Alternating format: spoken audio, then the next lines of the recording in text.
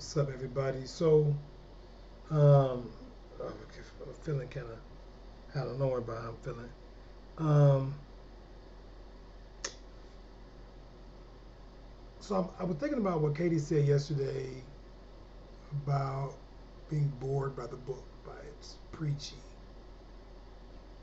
And it really kind of bothered me. Not that you said it, Katie, but just maybe I don't see it that way. And I was thinking, is it the reason I don't see it that way is because I like them?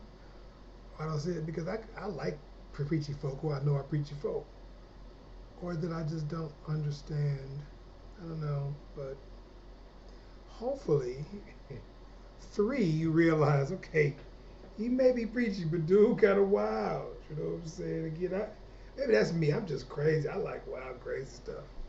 And book three, it's a lot going on in three, but early on, like he throws it out there, just right off top, right? He tells you he was wilding out in college, man. You know, not unlike any of y'all, not any of y'all, but sometimes if not using, you know, folk who be wilding out when they get to school, when they get away from home. And so at around 371, um, 370, I don't know, don't quote me on the year, but Augustine, through sacrifice of his mom and dad, who we already talked about, were rich folk, went to finish his education in college. He, we know he was a smart kid. Um, he went to a city, the capital of the Roman Empire of North Africa, which is Carthage, big city, as opposed to where he was from, right? The Gaster, you know, a small town he was from, right? I like to say, imagine, you know, you grew up. I mean, Springfield ain't no big city, ain't really nothing. Maybe Cleveland is the biggest city here, Cincinnati. But imagine you in a farm town of, I don't know, some part of Ohio, and then you get dropped off in Chicago. Worst case, not even worse, dropped off in Vegas.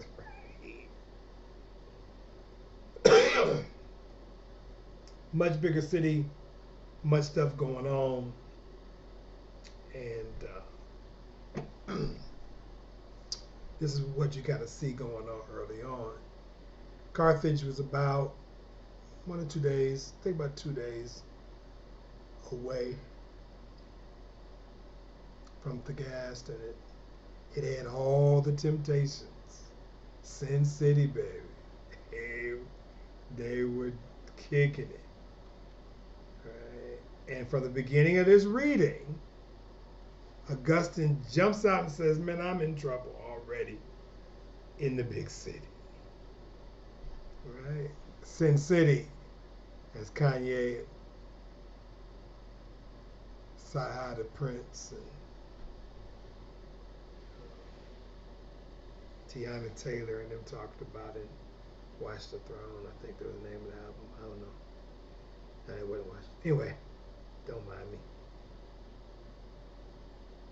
He engages in casual sexual activities with whomever, right?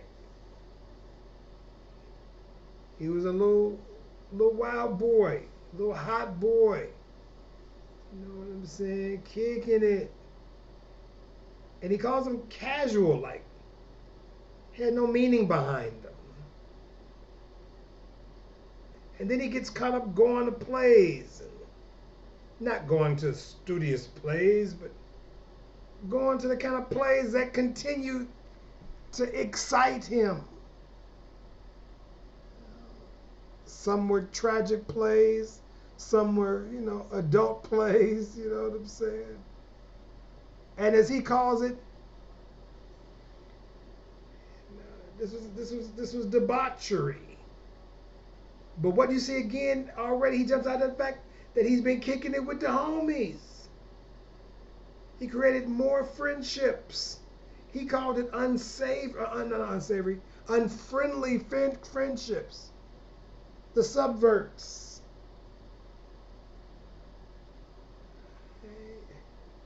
And they too, I'm sure, were ambitious, But you know, he kicked it. He kicked it hard, but he didn't quite, you know, let that get in the way, if you will, of you know, of his work, right? Of what he had to do in school, right? And I think that's important to realize, right? That he kicked it, but you know, just as an aside, he didn't let it get in the way, right? But why is this important? Partly because it was a secular university, right? And that's why you hear this conversation about I'm getting further away from you, right? It was a secular university. Much of his life, this is freshman year, right? Just show up. Sex, kicking it for the first 3, 4 chapters, right? The first 3 chapters.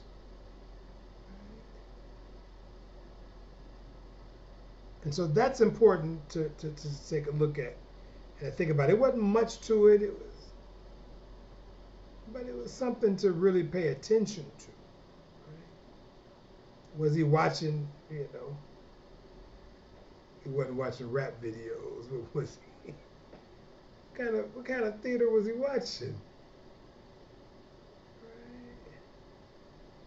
What kind of bad influences was this theater engaging him in? Right? He becomes free.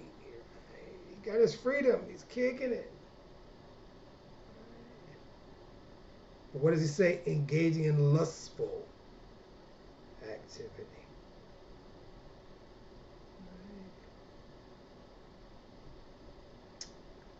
I don't know.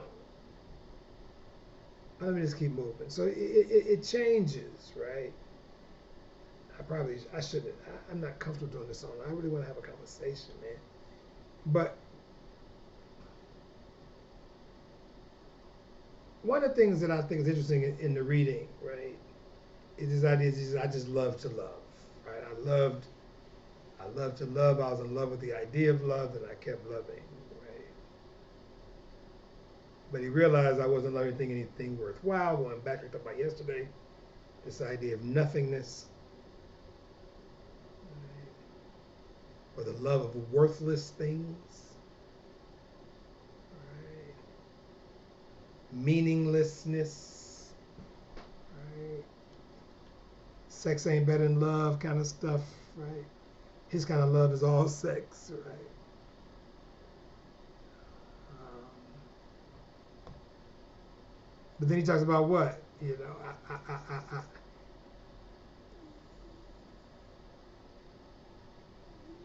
the idea that he lived with a woman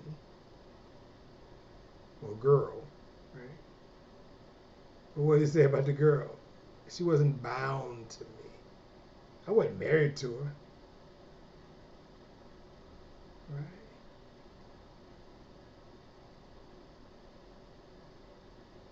He ends up, you know, kicking it with her for a while, like, right?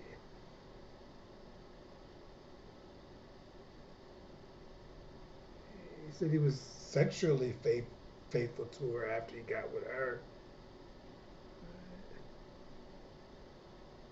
But he was driven by what? Carnal desire.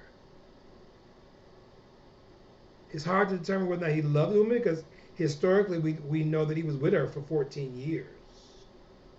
Right? The woman he's talking about after he, you know, in book 2, right? I mean book 3, chapter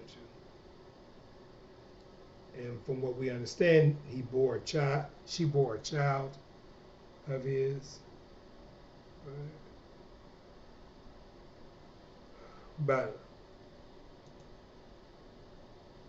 let me just move forward. I think the philosophy part of this, let's just move to that. He makes reference to Cicero, the writer, right? and his reading of Hortensis.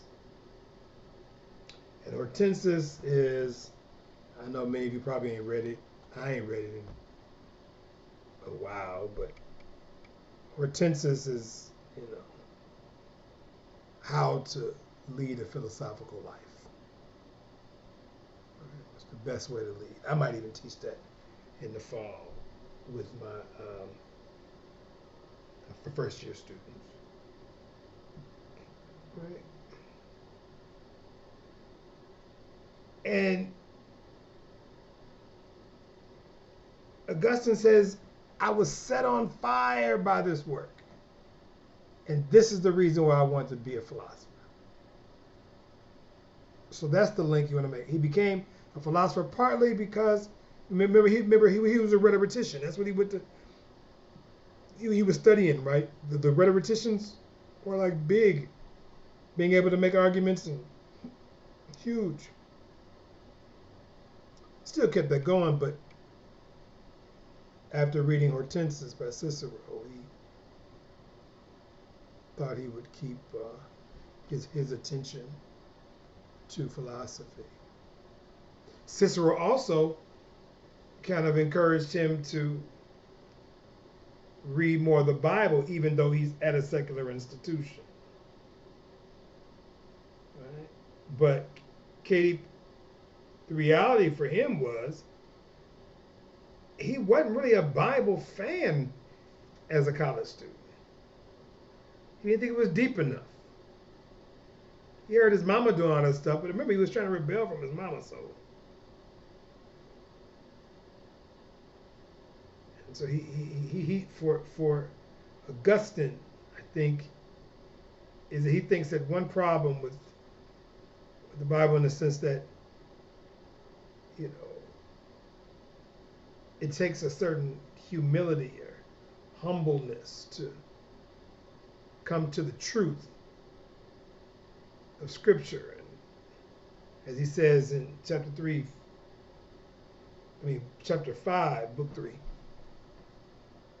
he's not sure if he has that level of discipline. Now remember, don't get me wrong, he's not a pagan like his dad. He sees himself as a Christian.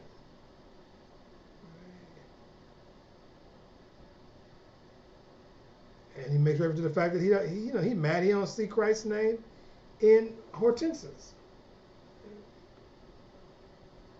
But he ain't ready to give himself under the power of the church.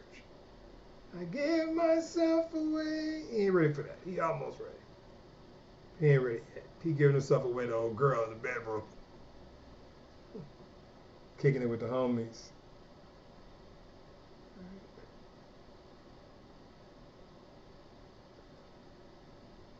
So one of the challenges he has here is to find another route, what's another angle that can get him some Christianity, but also appeal to this sense of self-reliance and egoism or arrogance of a certain level. And so we have this conversation about conversion, right? And so one of his second conversion, if you will, was this idea of Manichaeanism. We talked about that the other day. Right. So we can say that, he began to think maybe the answer of trying to get a little Christ, but while at the same time kind of being true to a little defiance, is maybe being a Manichaean. And the Manichaeans were Christians, a certain sect of Christians.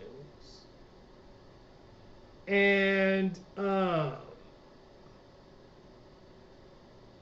Augustine wanted to stay with that because he felt his mama would be happy. He felt, okay, fine, I'm getting a little religion, staying there. But the problem is, he's reading Cicero, interested in the Manichaeans, and they kind of both engage in this sort of humanism that the individual can end up being great. This sort of it's humanistic heroism, if you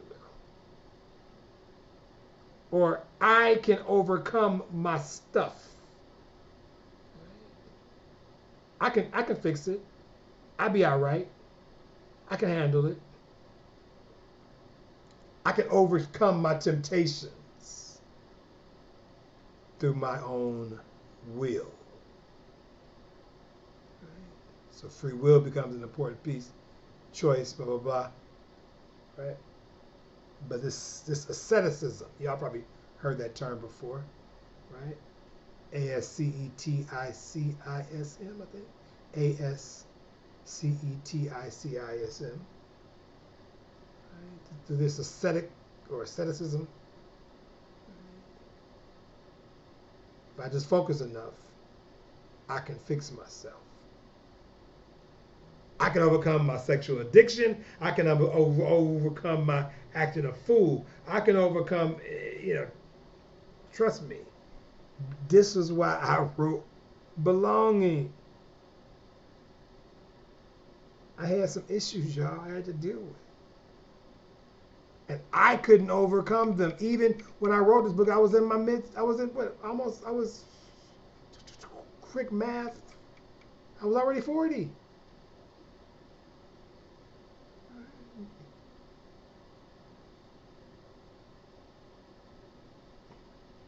Prideful, like he talks about in the 6th chapter. I was like that.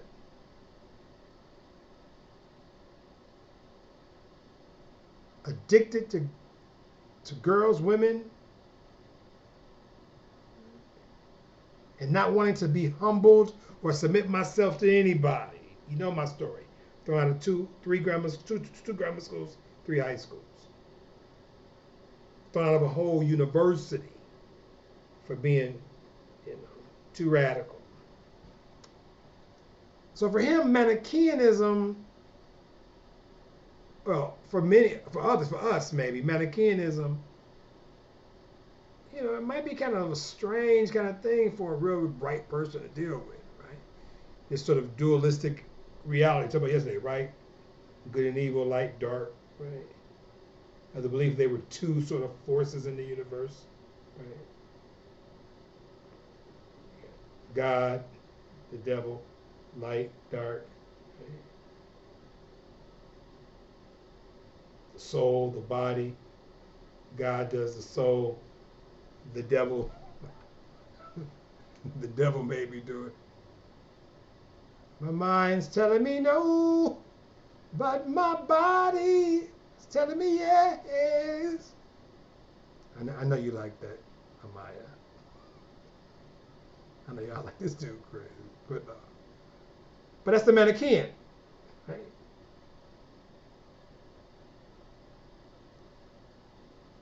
The force of light is the creation of the soul. Force of darkness is creation for the body. Human beings, we have both light and darkness in us. And the world, the universe, is sort of the battleground between good and evil. So he began to look at that, but as you talked about yesterday, he ended up having a problem with that. But he began to study that. And so to get through, to push through for a Manichaean, this war, he had to deny the body through self-rigor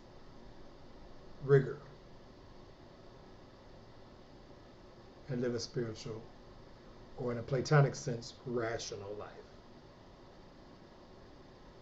So you can free yourself, think back Plato's cave, from the prison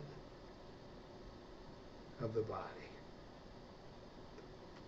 As a lot of the religious Pentecostal folks say, the carnal.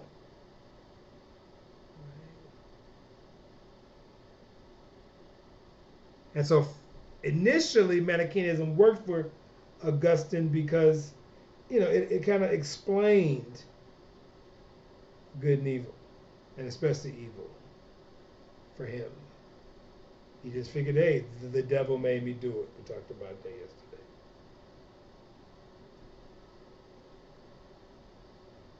Even sin. It explains it. It ain't me, the devil has me sleeping with all these women.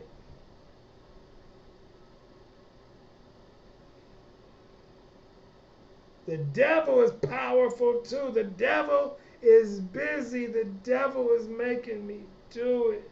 I can't help myself. Clearly, you know that. You can imagine a devout religious woman like his mama, as he talks about later on in the 12th chapter. Mama Monica wasn't happy. Right? Monica was a pious, good, wholesome.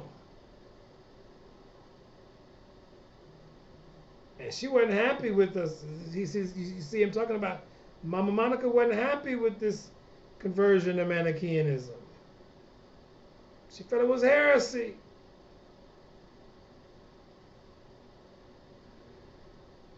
But then she kind of backed off because she had a dream. I need one of them dreams. Martin King dreams, the Mary dreams, the Sarah dreams. I want some of the biblical dreams. Joseph dream.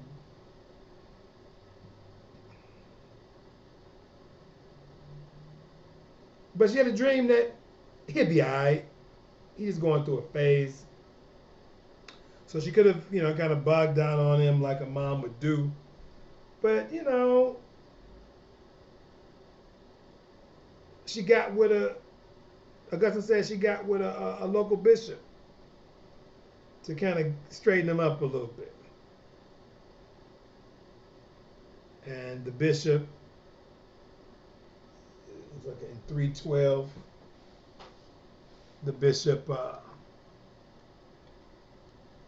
he'd be all right too. Said he'd be all right too. Because Manichaeanism wasn't strong enough for a brother like him. And they felt he was smarter than that. He'd get over it. And so God is working through them. They both prayed, I can imagine, and knew that ultimately God would work through Augustine and bring him back. But in the meanwhile, dude got some more kicking to do, man. See, this is why I like this book. Because dude is kicking it hard.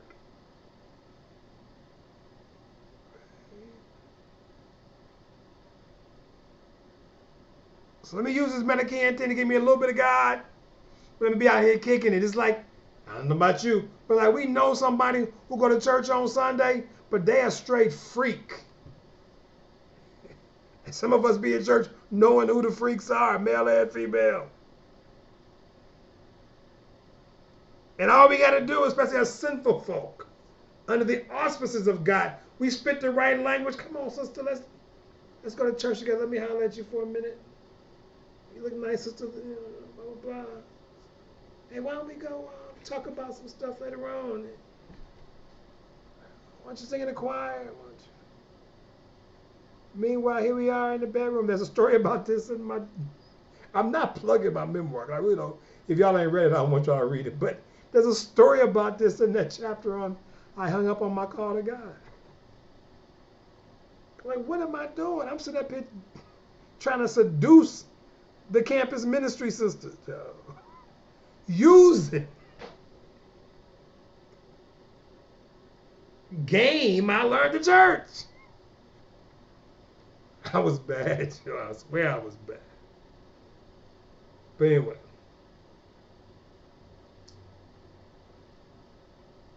That's what 3 kind of does.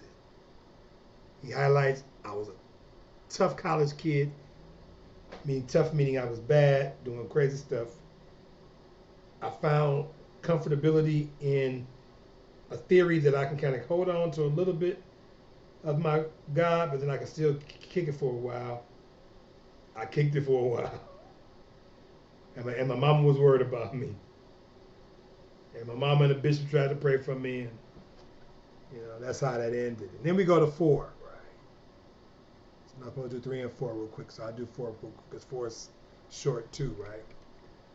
So go to 4. So now, Augustine's a little bit older. He's teaching, you know, teaching other young men in Carthage. And you know, he's still training in the Manichaean tradition, religion. He says in 4.1.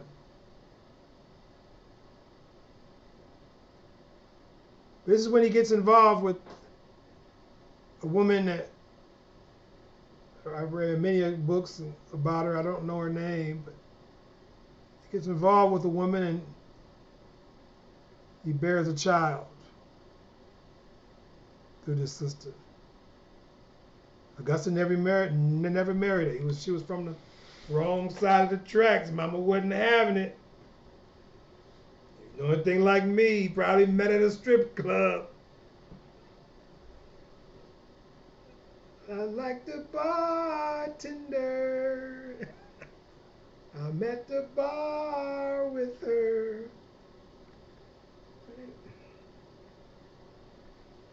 Ends up knowing you don't need to be dealing with her. Knowing you don't need to be dealing with the dancer that come on named Strawberry. It's a chapter in my book on Strawberry. Read. This is real life, but I'm telling you, man, this is Lord Jesus. But anyway, thank God for conversion of sort. Augustine never married her. But it's pretty clear he loved her. He spent, 14 years with her. And so at one level, he says in 3.1, right, I'm a sex addict, kicking it with whoever, however, if ever. And then we see a next book later, really, I found one that I really, really enjoyed. I kicked it with her most of the time. And after a while of kicking it, I kicked it with her all the time. Now, as someone who used to have some addictions, it's hard to believe, but it's possible. Addictions of any level, whether it's sex, drugs, alcohol. Addictions are hard to stay committed. It's just hard.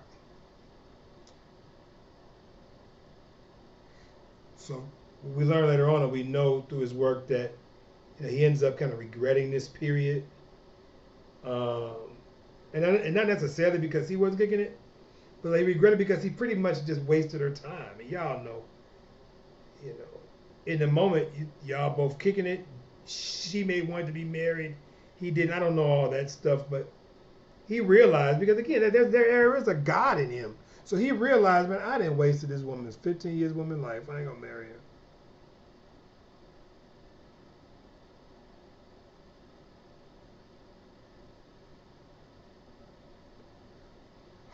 Later on in chapter 4, he talks a little bit about astrology. Again, trying to find excuses for his bad behavior. Maybe it was the alignment of the stars. Mercury is in retrograde. I still don't understand what the hell that means when people be saying that. I'm not laughing at it, just I don't know. And that's what caused me to sin. The stars did it. Right. Then eventually said, nah, that's fake stuff. Just trying to deceive the people. Then it gets kind of serious for about 5-6 chapters, right? A tragedy took hold. A friend of his, a good friend of his, caught a sickness, and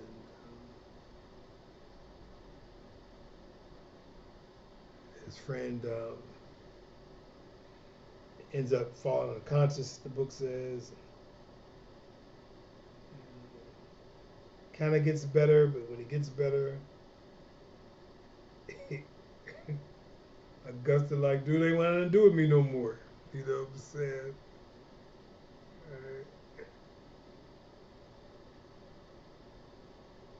He says, long as he remains a heretic. And his friend, even when he's getting real sick, gets baptized again, becomes born again. Augustine hadn't done that yet. So his friend is just like, dude, you need to clean yourself. So they got a little beef. Then he talks about when the friend dies, Augustine's hurt. He says somewhere in, I think it was fourth chapter, fifth chapter, that my own house is a strange unhappiness. And I become miserable day to day. In a place where I just shouldn't be. But I ain't nowhere else to go. That's a blues song, Joe. I swear it's a blues song. Right? He then has this line, what? For my heart could not flee away from my heart, nor could I escape from myself. Man, what? Y'all ain't reading this? Oh, y'all read this. How y'all read this? So later on in 4, he's talking about this incident. Spends a few more chapters trying to, explain or rationalize, why he was tripping so hard anyway over the death and over this relationship. Maybe it's a problem that I loved him so much anyway. Why was it a problem? Because maybe I loved my friend more than I loved what, Katie? God. I can't give myself away to my boyfriend. I can't give myself away to my girlfriend. I can't give myself, I give myself away. I need to do it just for God alone. And so Augustine begins to vex with that.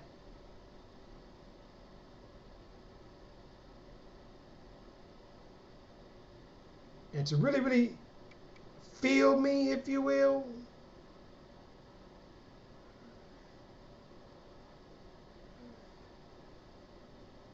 is the difference between a priori, intrinsic and extrinsic. For its own sake, intrinsic goodness or utility.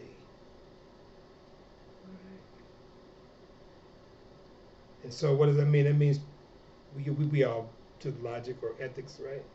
Or some level. To enjoy something is what? To desire it as an end in and of itself. And want to treat it as a means to an end. I want to love you and only you. Not love you to get to you, or not love you because it may do X, Y, or Z.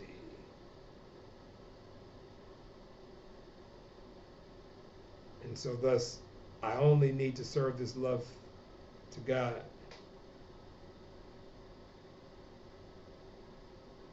And the only relationships I need to have with other people is, really according to Augustine, is how can I enjoy God through them. It's the God in me. Right? How do I enjoy the God in you, not you? Right?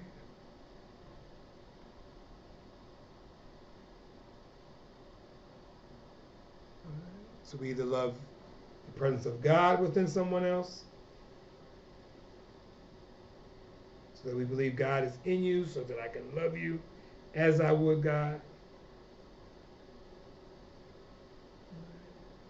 This is all in what? The 9th chapter. Right? But he's miserable in this moment. He's in lament. He's trying to figure this thing out. Right? Because he thinks maybe I love my friend for the sake of love. I didn't love my friend for anything else. Right? But then how do you love a mortal person as if they were, what, immortal?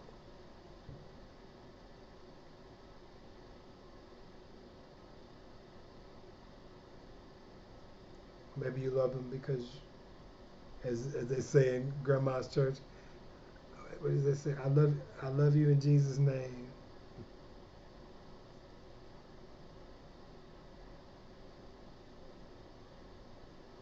Right. Um, what else?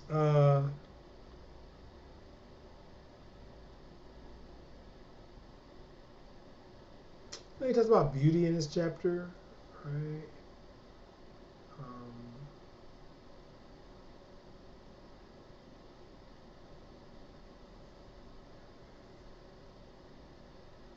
lust for being famous, having famous people around him, right? In the 14th chapter, he talks about that, right? He also kind of gets involved with a little bit of metaphysics, some dualism, nature reality stuff in 15, right?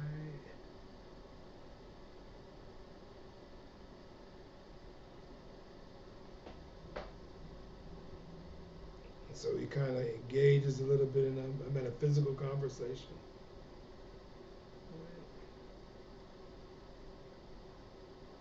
But the problem is that he falls into a logic trap and start making conclusions about God that really don't make sense to him, and so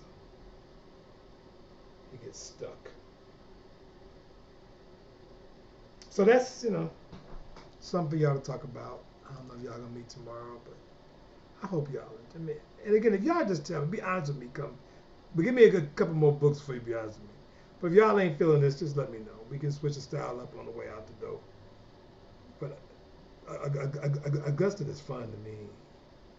But just let me know. All right, y'all. Peace. See you Monday.